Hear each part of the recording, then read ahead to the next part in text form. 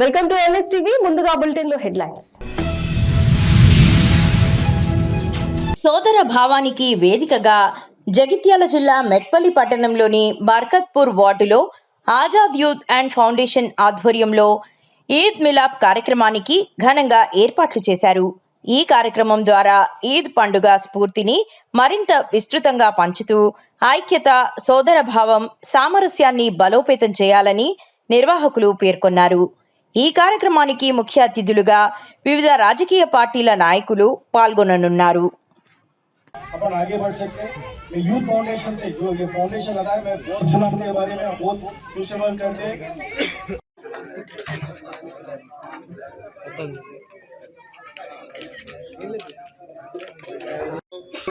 ఎందుకంటే 26 ward, 21 ward, 23 ward నాకు చాలా ఎన్నికల్లో కానీ ఏ విషయంలో కానీ సొంత విషయంలో కానీ తమ్ముళ్ళ లెక్క అన్న లెక్క నన్ను చూసుకుంటారు. నాకు చేదోడు వాదోడు ఉంటాడు. ఇలా ఉండడం నేను అదృష్టంగా భావిస్తున్నా. ఇలాగే కొనసాగించాలని, అందరం కలిసికట్టుగా పనిచేసుకుందామని, కుల మతాలు భేదాలు లేకుండా కలిసికట్టుగా పనిచేసుకుందాం. ఈనాటి ఈ అవకాశం ఇచ్చిన అందరికీ ధన్యవాదాలు. హుజూరాబాద్ శివారులో ఏర్పాటు చేయనున్న డంపింగ్ యార్డ్కు వ్యతిరేకంగా అన్ని పార్టీల నేతలు, ప్రజలు ఒకే వేదికపైకి వచ్చి తీవ్రంగా నిరసన వ్యక్తం చేశారు. ఈ యార్డ్ల వల్ల పర్యావరణ కాలుష్యం, ఆరోగ్య సమస్యలు పెరుగుతాయని ఆందోళన వ్యక్తం చేశారు. రోజుకు భారీగా చెత్తను దహనం చేయడం వల్ల విషవాయువులు వెలువడి ప్రజల ఆరోగ్యానికి ప్రమాదమని పేర్కొన్నారు. దీనిని అడ్డుకోవడానికి ధర్నాలు, దీక్షలు, నిరసనలు చేపడతామని తీర్మానించారు. హుజూరాబాద్ పట్టణానికి అతి సమీపంలో మరియు సిర్సపల్లి గ్రామం కౌన్సిలర్లకు, సర్పంచ్ అందరూ కూడా పేరు పేరున ధన్యవాదాలు తెలియజేస్తూ, గత సంవత్సరం కూడా మేము మా గ్రామ ప్రజలందరూ కూడా ఇది అడ్డుపడదని కొట్లాడుతూ ఆర్డీఓ గారికి వినతి పత్రం చేయడం జరిగింది. అలాగే కలెక్టర్ గారు కూడా వినతి పత్రం ఇవ్వడం జరిగింది. చాలా సందర్భాల్లో కూడా దీన్ని కొట్లాడడం జరిగింది. దీనికి అనుమతి ఇచ్చిన పట్టణం అంటే హుజూరాబాద్ పట్టణం. హుజూరాబాద్ పట్టణం మరి కౌన్సిల్ ఇచ్చారు. ఒక తీర్మానం, మున్సిపల్ వాళ్ళకు తీర్మానం చేసి ఈ డంపింగ్ యార్డ్ మీకు వ్యతిరేకమైన వచ్చి తీసుకుపోవాలని, మరియు దీనికి ఎలాంటి సహాయ సహకారాలు అందించడం కూడా మా సిర్సపల్లి గ్రామం కానివ్వండి, రంగాపూర్ గ్రామం కానివ్వండి, రాంపురం కానివ్వండి, ఈ చుట్టుపక్కల కొత్తపల్లి కానివ్వండి, ఇవన్నీ కూడా కొన్ని మున్సిపాలిటీ పనులు ఉన్నాయి. కాబట్టి దీన్ని ఖచ్చితంగా ఇక్కడి నుంచి రద్దు చేసే వరకు దీని పోరాటం ఆగదు. ఈ పోరాటానికి మన ఈశ్వరెడ్డి సార్ కానీ, ముఖ్యరాజు సార్ కానీ, ఇంకా ఇతర పెద్దలందరూ కూడా ముందుండి నడపడానికి మీ అందరూ కూడా ఎప్పటికీ సహకారాలు అందిస్తారని కోరుకుంటూ సెలవు తీసుకుంటున్నారు. జై తెలంగాణ. అందరూ అయితేనే అవుతుంది. ఇప్పుడు ఎమ్మెల్యే ఒక్కరు పోయాడు నిలబడిపోతే అవుతా, ఆయన 100 మంది పోతేనే అవుతుంది. అది కూడా మనం ఆలోచించుకోవాలి. దాని మీద మీరు అందరూ ఒకటి ఏకాభిప్రాయం చేయండి. అవసరం ఉంటే మనిషికి 5,000, 10,000 వేసుకొని కూడా ధర్నాలు చేద్దాం, రోడ్లు బంద్ చేపిద్దాం. అప్పుడు ముఖ్యమంత్రి దాకా పోతుంది, దాన్ని బంద్ చేస్తారు అని నేను కోరుకుంటున్నాను. జై తెలంగాణ, జై హింద్. గట్కేసర్ నుంచి స్టేషన్ గన్పూర్కి వచ్చింది. స్టేషన్ గన్పూర్ నుంచి బై ఎలక్షన్ తర్వాత మన ఎమ్మెల్యే గారి నిర్వాహకం వల్ల ఇక్కడ వచ్చి పడ్డది. ఇప్పుడున్న ప్రజెంట్ ఎమ్మెల్యే వాళ్ళు. ఇప్పటికీ చెప్తా, నేను ఎక్కువసేపు సమయం తీసుకోను. టెక్నికల్ అంశాలు తీసుకుంటే ఇది ప్రాక్టికల్గా, లాజికల్గా వర్కౌట్ కాదు. నేను హైకోర్టులో కేసు వేస్తా అని చెప్పినాను. వెళ్ళి హైకోర్టు అడ్వైజర్ అందరితో మాట్లాడితే ఇది ఆల్రెడీ సెంట్రల్ గవర్నమెంట్ నుంచి ఇష్యూ అయిన ప్రాజెక్ట్. ఇది మొట్టమొదటిసారిగా ఇండియాలో హుజూరాబాద్కి వచ్చింది. సింగపూర్ తర్వాత ఏదైతే ఎలక్ట్రిసిటీ ఫామ్ చేస్తున్నారో చెత్త నుంచి, ఆ సింగపూర్ తర్వాత ఇండియన్ గవర్నమెంట్ ఇస్తే తెలంగాణ నుంచి ఇప్పుడు మున్సిపల్ శాఖ మంత్రిగా ఉన్న రేవంత్ రెడ్డి దగ్గర ఈ ఫైల్ ఉంది. ఆయన నిర్ణయం తీసుకుంటే మాత్రమే ఇది పోతుంది. జగిత్యాల జిల్లా మెట్పల్లి పట్టణంలో అఖిల భారతీయ విద్యా పరిషత్ ఆధ్వర్యంలో రాష్ట్ర బడ్జెట్లో విద్యారంగానికి తక్కువ నిధులు కేటాయించడాన్ని నిరసిస్తూ పాత బస్టాండ్లోని శాస్త్రి విగ్రహం వద్ద ప్రభుత్వ దిష్టిబొమ్మ దహనం చేశారు. ఈ సందర్భంగా ఏబీవీపీ నాయకులు మాట్లాడుతూ 2026-2027 రాష్ట్ర బడ్జెట్లో విద్యారంగానికి కేవలం 7.9% మాత్రమే నిధులు కేటాయించడం సిగ్గుచేటని మండిపడ్డారు. ఎన్నికల సమయంలో విద్యార్థులకు ఇచ్చిన హామీలు అమలు చేయకుండా ప్రభుత్వం నిర్లక్ష్యం చూపుతోందని ఆరోపించారు.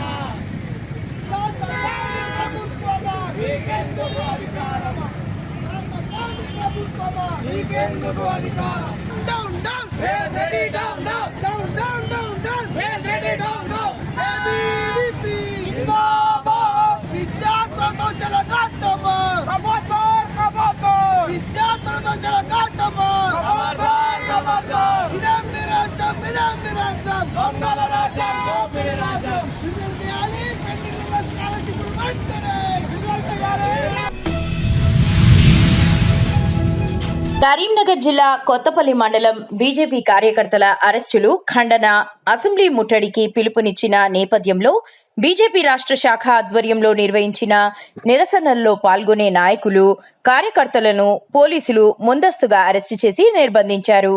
ఈ చర్య ప్రజాస్వామ్యానికి విరుద్ధమని బీజేపీ నేతలు ఖండించారు. ప్రభుత్వం ఇచ్చిన హామీలు ముఖ్యంగా 6 గ్యారంటీలు వెంటనే అమలు చేయాలని వారు డిమాండ్ చేశారు.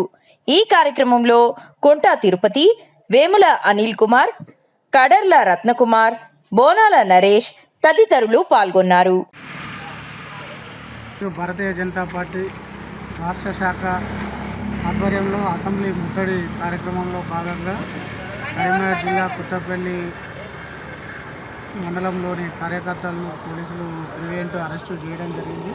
ఎందుకంటే రాష్ట్రంలో ఒక రకమైనటువంటి పరిపాలన కొనసాగుతుంది.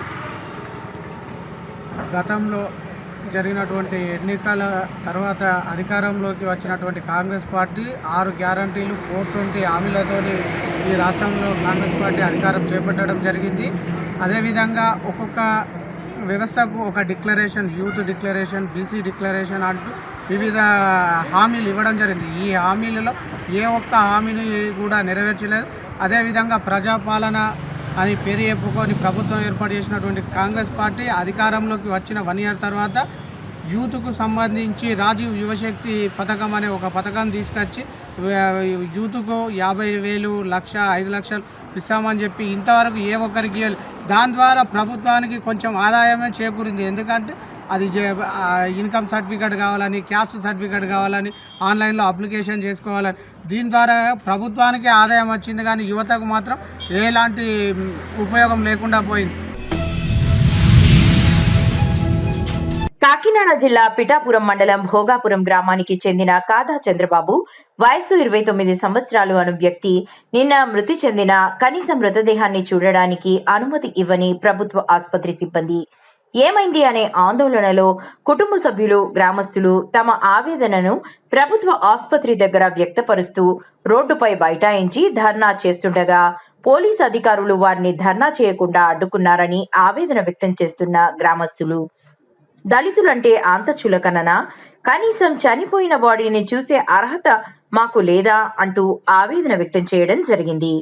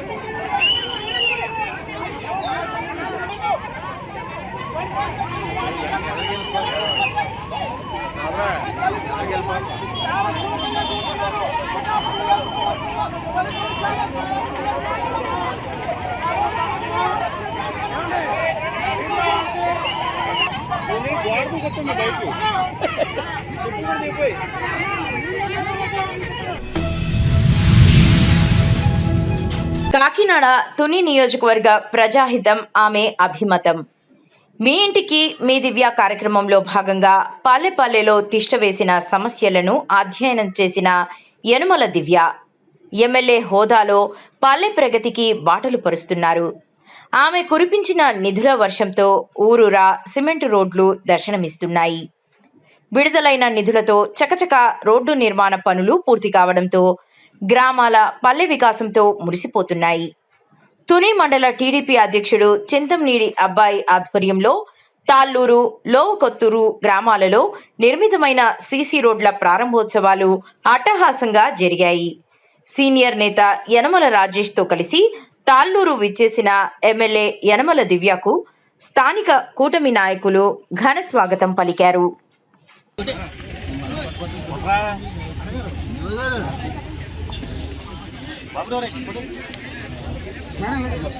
గ్రామస్తులకు, గ్రామ పెద్దలకు, అలాగే ఇక్కడికి విచ్చేసిన మహిళలందరికీ కూడా మా నమస్కారాలు. మీ అందరికీ కూడా నూతన సంవత్సరం మన ఉగాది శుభాకాంక్షలు మీ అందరికీ కూడా. అలాగే మా ముస్లిం సోదరులు ఎవరైతే ఉన్నారో వాళ్ళందరికీ కూడా ఈద్ ముబారక్. ఆనాడు డోర్ టు డోర్ వచ్చినప్పుడు ముఖ్యంగా మీ గ్రామం యొక్క దృష్టి నాకు రోడ్ల మీదే పడింది. చాలా నేను డోర్ టు డోర్ చేసేటప్పుడే నేనే ఇబ్బంది పడ్డాను. చాలా అసలు రోడ్లు బాగోలేదని చెప్పి నేను ఎమ్మెల్యే అవగానే, మీ అందరి దయ వల్ల నేను ఎమ్మెల్యే అవగానే ముందు తాళ్ళూరుకి రోడ్లు ఎలా అయినా తీసుకురావాలి అని చెప్పేసి మీకు ఎన్ఆర్జీఎస్ ద్వారా 74 లక్షలు కేటాయించాం మీ గ్రామానికి. మీ అందరికీ రోడ్లు కనిపిస్తున్నాయమ్మా, రోడ్లు వేస్తున్నట్టు. అలాగే ఇందాక మహిళలు అడిగారు నన్ను ఇక్కడ రోడ్డు కూడా చేయించమని. అది ఆల్రెడీ శాంక్షన్ అయిందమ్మా. 5th ఫేజ్లో 20 లక్షలు పెట్టి మేము ఆ రోడ్ వేపిస్తున్నాం. అది కూడా శాంక్షన్ అయింది. ఇవన్నీ చూసుకుంటే మీ ఊర్లో వచ్చేసి 1, 2, 3, 4, 6 రోడ్లు వచ్చినాయమ్మా. గడిచిన 2 ఏళ్లకే, ఇంకా 2వ ఏడు ఇంకా పూర్తి కూడా కాలేదు, 2 ఏళ్లకే మనం 6 రోడ్లు మీ గ్రామానికి తీసుకొచ్చామంటే ఒక్కసారి అర్థం చేసుకోండి. మీరు అందరూ కూడా కూటమి ప్రభుత్వం మీ ప్రజల పట్ల ఎంత దయ చూపెడుతుందో, ఎంత ప్రజల పక్షాన నించుంటుందో మీరందరూ కూడా ఒకసారి అర్థం చేసుకోండి. మన ఎలక్షన్ అయిన దగ్గర నుంచి కూడా ఎన్నో కూటమి ప్రభుత్వం ఎన్నో మంచి కార్యక్రమాలు కూడా మనం అందరం చేసుకున్నాం. ముఖ్యంగా మహిళలకి, వాళ్ళ మహిళలు ఎక్కువ ఉన్నారు కాబట్టి నేను చెప్తున్నాను, ముఖ్యంగా మహిళలకి అటు గ్యాస్ కానివ్వండి, అటు ఫ్రీ బస్ కానివ్వండి, ఇవన్నీ కూడా మనం మహిళలు సూపర్ 6 సూపర్ హిట్ అనే ప్రోగ్రామ్ సూపర్ 6 అని చెప్పి మనం అన్నీ కూడా చేసుకున్నాం. ఇంకా కొన్ని పెన్షన్లు ఉన్నాయి, అలాగే మన కొత్త పెన్షన్లు ఉన్నాయి, నిరుద్యోగ భృతుని, ఇవన్నీ కూడా గడిచిన 2 ఏళ్లకే దాదాపు సూపర్ 6 ప్రోగ్రాంలో మనం 85% వరకు కూడా ప్రజలకి ఇచ్చున్నాము. తర్వాత ఇంకా మిగతాది కూడా రానున్న 3 ఏళ్లలో ఒకటి తర్వాత ఒకటి తప్పకుండా ఎలక్షన్లో నెరవేరుస్తాము ప్రతి ఒక్క హామీ కూడా. ఈ పార్టీకే మీ అందరికి అర్థమై ఉండాలా, కూటమి ప్రభుత్వం అనేది పేదల పార్టీ, ఏ మాట ఇచ్చినా మాట తప్పని పార్టీ అనేది కూటమి పార్టీ. మీరందరూ అర్థం చేసుకొని దయించి మా మీద కూటమి ప్రభుత్వం మీద నమ్మకం పెట్టుకొని మీ అందరికీ ఎప్పుడూ అండగా నిలబడతాం. ఇప్పుడు రేపు మన స్టీల్ ప్లాంట్ శంకుస్థాపన కూడా జరుగుతుంది. ఇదంతా దీని ముఖ్య ఉద్దేశం మన ఊర్లో గ్రామాలు దగ్గరకే ఉంది. ఇది మన అదృష్టం. మన ఊర్లో యువత అయితే ఎవరైతే ఉన్నారో వాళ్ళందరికీ ఉద్యోగం కల్పించాలని ఒక భావంతో ఇవాళ మనం స్టీల్ ప్లాంట్ కూడా శంకుస్థాపన చేసుకుంటున్నాము. దగ్గర ఉంది కాబట్టి మన యువతకు కూడా ఛాన్స్ ఉంటుంది నేను ఆశిస్తున్నాను. మన యువత కూడా రేపొద్దున దేశాభివృద్ధికి వారి శ్రమ కేటాయించాలని ఆశిస్తున్నాను. మీ అందరికీ నేను ఎప్పుడు తోడుగా నిలబడతాను. నన్ను ఇంతలా ఆశీర్వదించినందుకు మీ అందరికీ కూడా మరొకసారి ధన్యవాదాలు. మీ అందరికీ కూడా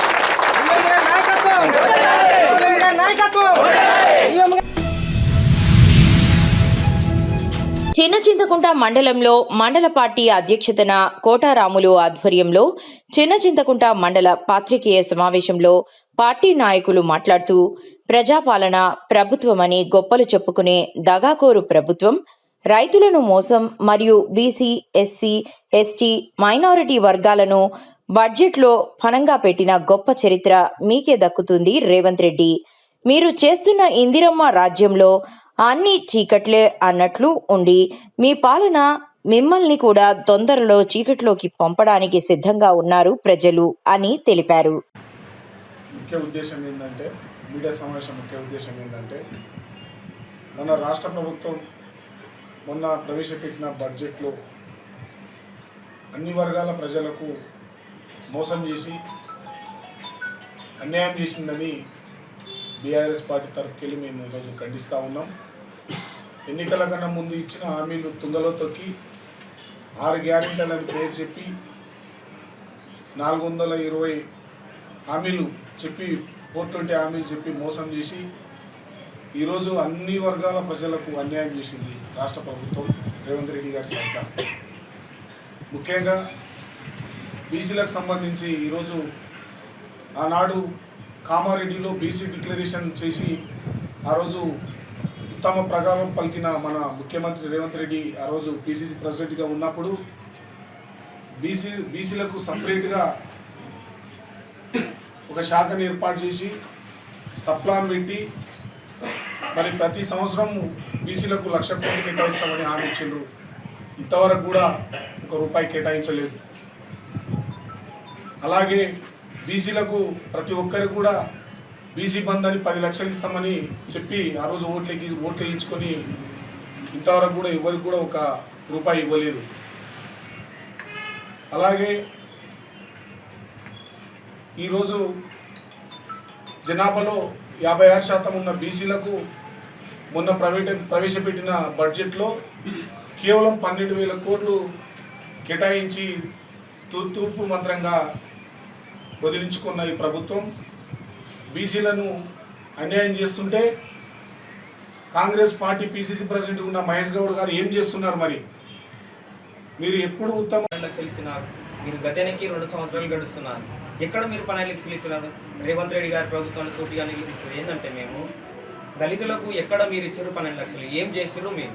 వట్టి విక్రమార్క గారిని మరీ అడుగుతున్నాము. దళితులకు మీరు ఏదో చేస్తామని చెప్పేసి ఆ మాయమాటలు చెప్పి ఆ రోజు గద్దెనెక్కిన మీరు దళితులకు ఏ విధంగా మీరు చేయట్లేదు. దళితులకు నిజంగా చెప్పాలంటే అంబేద్కర్ సాక్షిగా, డాక్టర్ బిఆర్ అంబేద్కర్ సాక్షిగా మీరు చేసింది దళితులకు శూన్యం. ఇప్పటి వరకు మీరు శూన్యం. దళిత నాయకులు, కాంగ్రెస్ పార్టీలో ఉన్న దళిత నాయకులు మీరు ఒక్కసారి ఆలోచన చేయండి. ఎందుకు ఆలోచన చేయమంటున్నామంటే గత ప్రభుత్వంలో ఉన్న బీఆర్ఎస్ పార్టీ 10 లక్షలు ఇచ్చి కొంతమందిని దళిత బంధు ద్వారా ఎంతో మందిని అభివృద్ధి పదంలో నడిపించినది. మీరు ఏ ఆలోచన చేయాల్సిన విధానం ఏంటంటే మీ పార్టీ లీడర్లను కానీ మీ పార్టీ నాయకులను కానీ మీరు సూటిగా అడగండి. మేము దళితులమయ్యా, మాకేం న్యాయం చేసిరు, ఇన్నేళ్ళు మేము పార్టీలో ఉన్నాం, మాకు ఏ విధంగా మీరు లబ్ధి పొందగలిగారని మీరు సూటిగా అడగండి. ఎందుకంటే ఎక్కడ ఉన్నా దళితులమే, కానీ పార్టీ ఇది ఉండొచ్చు, అది ఉండొచ్చు, మీరు ఆ పార్టీలు ఉండొచ్చు, కానీ ఈరోజు దళితులంగా మీరు ఏ విధంగా సేఫ్ జోన్ అయ్యారు? ఆ రోజు మేము 10 లక్షలు తీసుకుంటే మీరు గింతే ఇచ్చిర్రు, గంతే తీసుకున్నారని మీరే నిలదీసిర్రు. ఈరోజు మీరు 12 లక్షలు తీసుకున్న వ్యక్తి ఏ ఒక్కరుంటే మా ప్రెస్ మీట్ ద్వారా నేను మిమ్మల్ని అడుగుతున్నా, ఏ ఒక్కరు 12 లక్షలు తీసుకుంటే నాకు చెప్పండి. నేను దానికి సభాముఖంగా నేను మళ్ళీ మాట్లాడదలుచుకుంటా, అది చెప్తున్నా. కానీ మీరు ఒకటే ఆలోచన చేయండి. దళిత బంధు ద్వారా కానీ మేము కానీ మీరు ఒకసారి 12 లక్షలు తీసుకుని మీరు కూడా మీ కుటుంబాన్ని పోషించుకుంటూ ముందుకు ఇంకా సాగాలని కోరుతున్నాం. జై తెలంగాణ, జై. జగిత్యాల జిల్లా కోరుట్ల నియోజకవర్గంలో బీసీలకు బడ్జెట్లో జరుగుతున్న అన్యాయంపై తెలంగాణ రాజ్యాధికార పార్టీ ఆధ్వర్యంలో ఘోర నిరసన కార్యక్రమం నిర్వహించారు. రాష్ట్ర ప్రభుత్వం బీసీ వర్గాల అభివృద్ధికి తగిన నిధులు కేటాయించకుండా ఖాళీ హామీలతో కాలం గడుపుతోందని నాయకులు ఆగ్రహం వ్యక్తం చేశారు. ఈ కార్యక్రమానికి రాష్ట్ర కార్యదర్శి ఆకుల హనుమండ్లు నాయకత్వం వహించగా ఆయన మాట్లాడుతూ బీసీలపై జరుగుతున్న అన్యాయం ఇక సహించబోమని హెచ్చరించారు.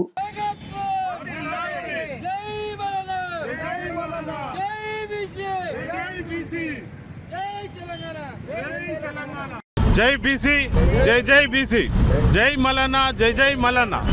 ఈరోజు బడ్జెట్లో 3,24,000 కోట్ల 234 కోట్ల బడ్జెట్ ఉంటే దాంట్లో బీసీలకు ఓన్లీ 3.86% కేటాయించడం జరిగింది. ఇది ఖచ్చితంగా బీసీలను మోసం చేసే పద్ధతే. రేవంత్ రెడ్డి గారు కామారెడ్డిలో ఇచ్చిన డిక్లరేషన్ ప్రకారం 42% ఇస్తా అన్నాడు, అది లేదు. ఆఖరికి 20,000 కోట్ల రూపాయలు బీసీలకు కేటాయిస్తా అన్నాడు, అది లేదు. దాన్ని తుంగలో తొక్కిండ్లు. అలాగే ఈరోజు 60% ఉన్న బీసీలకు కేవలం 12,500 చిల్లర కోట్లు కేటాయించడం బాగా అన్యాయం. ఈ అన్యాయాన్ని ఇప్పటికైనా అరికట్టాలి, లేకుంటే బీసీలందరము ఒకటై ఈ ప్రభుత్వాన్ని గద్దె దించుతాం. ఎందుకంటే 10% లేని మా ఓసీల మంత్రుల్లో ఒక 30-40% బడ్జెట్ ఏమో వాళ్ళ చేతుల్లో ఉంది.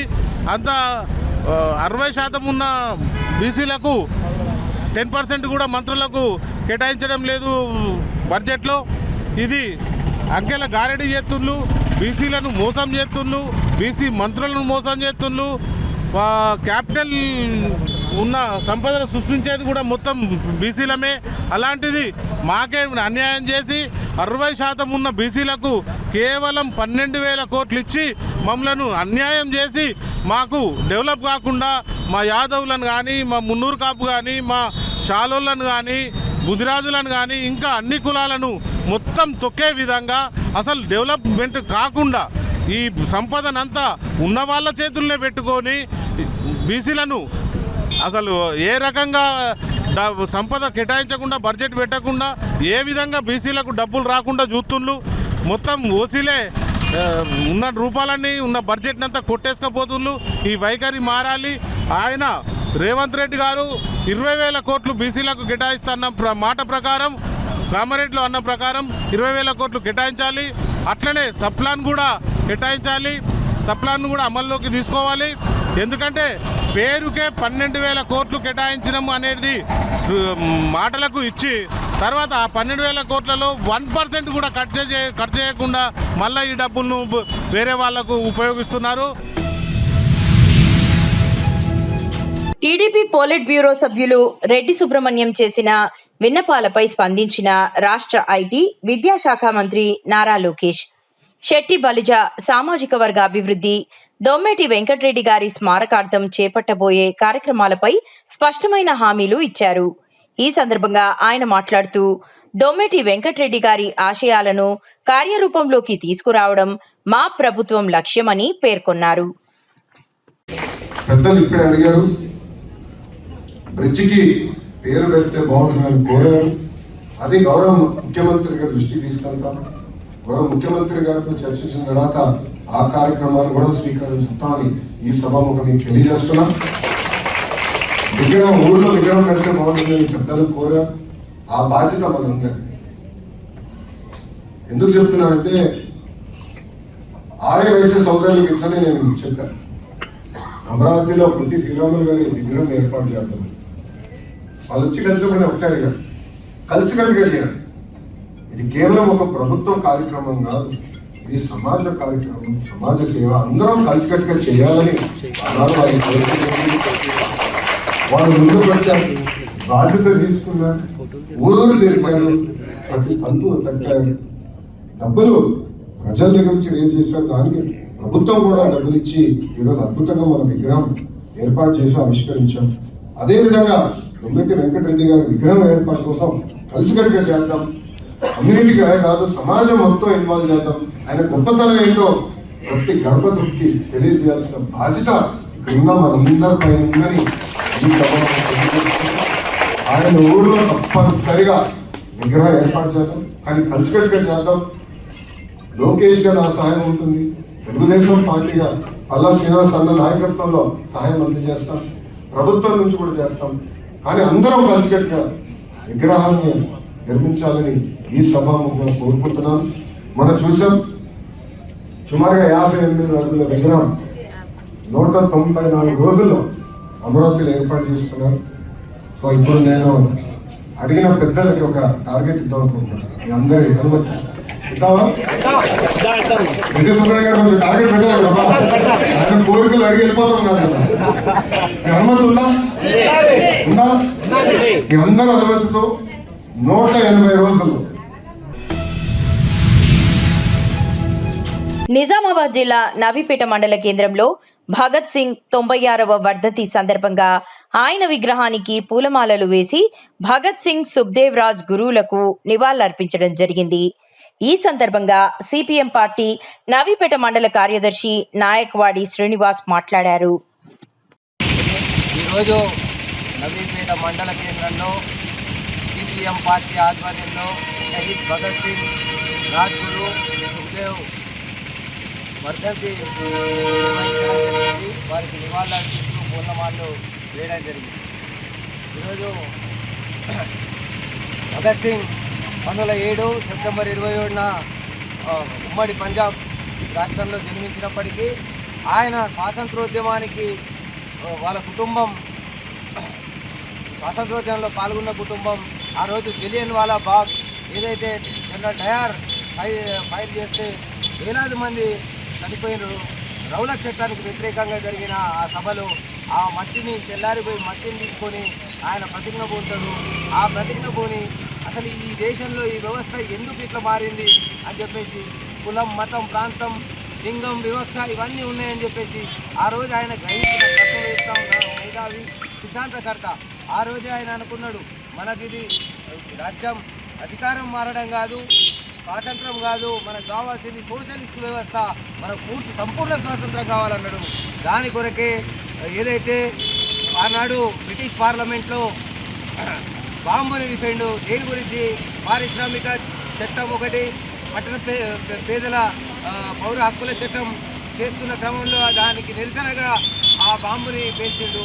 కానీ బాంబు పేల్చడం వల్ల చనిపోవాలనే ఉద్దేశంతో కాదు, పొగ బాంబుని పేల్చిండు. పేల్చి ఉరికిపోయే అవకాశం ఉన్నా కరపత్రాలు ఇసిరేసి ఉరికిపోయి అన్నకు ఉరి తీయబడ్డారు. ఎందుకు అంటే అందులో మెసేజ్ ఇచ్చిండు. ఈరోజు నరేంద్ర మోడీ కూడా చేస్తుంది అదే.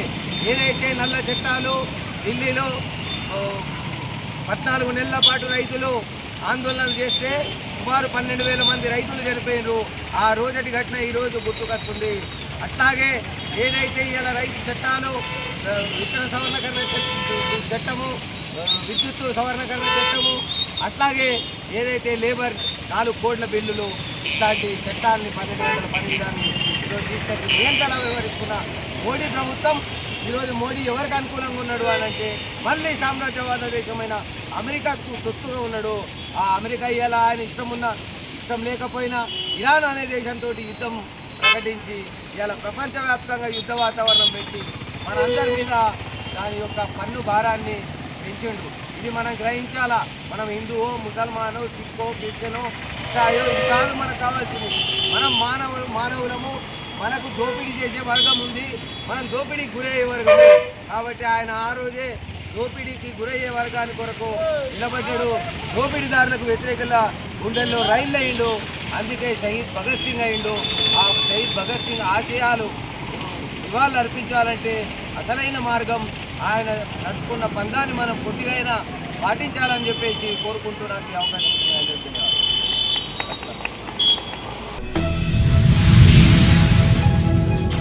ప్రభుత్వ ఉద్యోగులకు పిఆర్సీ అమలు, పెండింగ్లో ఉన్న డిఏలు, రిటైర్డ్ ఉద్యోగుల బకాయిల చెల్లింపులపై స్పష్టత ఇవ్వాలని కోరుతూ కోరుట్ల ఎమ్మెల్యే డాక్టర్ కల్వకుంట్ల సంజయ్ అసెంబ్లీలో ప్రభుత్వాన్ని నిలదీశారు.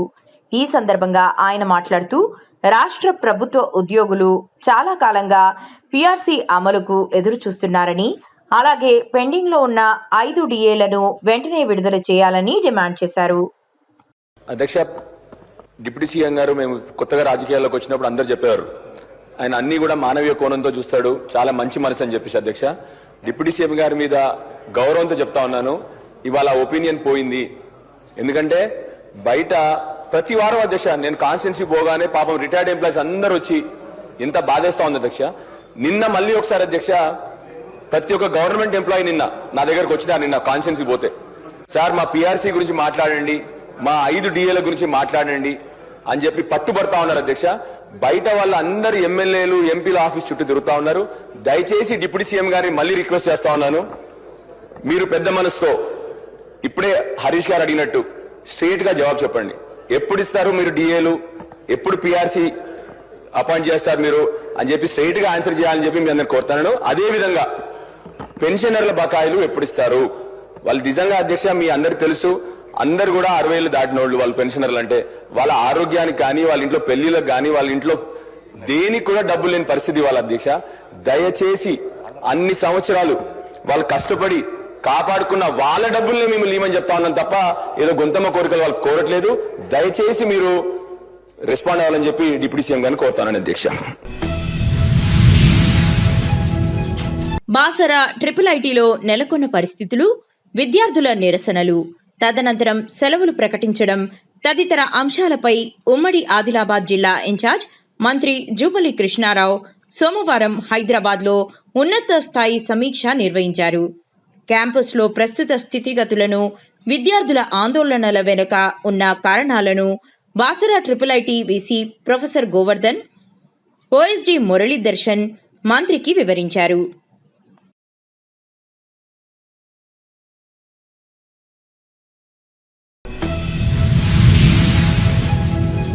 మద్దేపల్లి చెరువు కట్టకు ఇరువైపులా ఉన్న కంప చెట్లు ప్రమాదకరంగా మారాయి. చెరువు కట్టపై నుంచి బైక్లు వెళ్తుంటాయి. ఈ క్రమంలో చెరువు కట్టకు ఇరువైపులా కంప చెట్లు పెరిగి రోడ్డును కమ్మేస్తున్నాయి. ఈ దారి గుండా పోయే వాహనదారులకు ఎదురుగా వచ్చే వాహనాలు కనిపించకపోవడంతో తరచూ ప్రమాదాలు చోటు చేసుకుంటున్నాయి. ఇప్పటికైనా సంబంధిత అధికారులు స్పందించి చెరువు కట్టకు ఇరువైపులా ఉన్న కంప చెట్లను తొలగించాలని మద్దేపల్లి గ్రామస్తులు కోరుతున్నారు.